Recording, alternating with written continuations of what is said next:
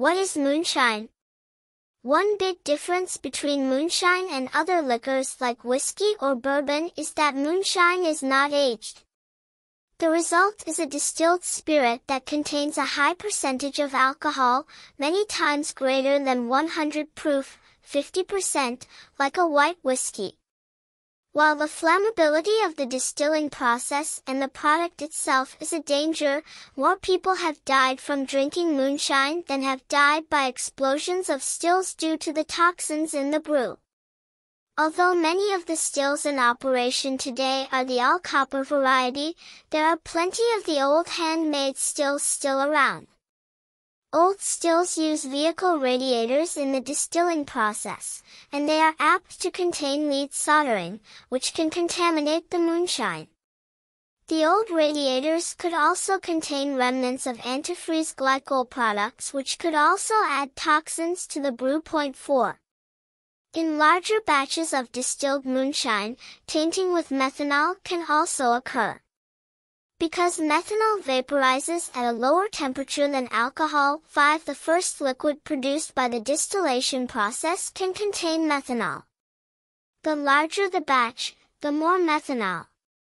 Most moonshine makers today know to pour off those first drippings from the condenser, also known as the foreshot, but not all of them know or do it.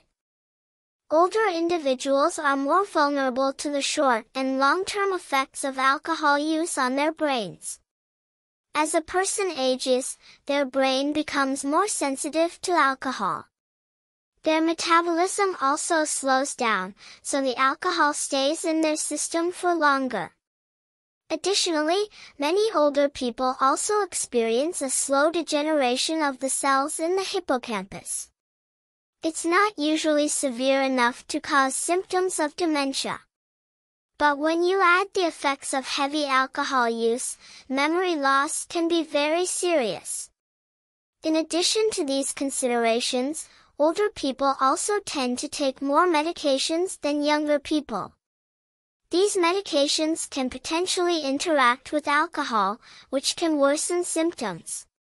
Older people are also more vulnerable to injuries from falls due to changes in eyesight, spatial recognition, and bone health. Alcohol use can increase their risks for falls, as it can affect judgment and perception. A fall can injure them and affect their memory. The following symptoms may indicate that they have alcohol-related long-term memory loss. They have a symptom called confabulation, in which they make up small stories to fill gaps in their memory. Some people with conditions like WKS may do this. They're experiencing noticeable personality changes. This may include appearing more withdrawn, frustrated, or even angry. They frequently ask the same question repeatedly and without signs they remember having asked it previously. They have difficulty learning a new skill, such as playing a game. This can signal problems with recent memories. What is confabulation? Confabulation is a symptom of various memory disorders in which made-up stories fill in any gaps in memory. German psychiatrist Karl Bonhoeffer coined the term confabulation in 1900. He used it to describe when a person gives false answers or answers that sound fantastical or made up. While this condition may at first sound like lying, confabulation only occurs when you have a condition that affects your memory. This is why confabulation is often described as honestly lying.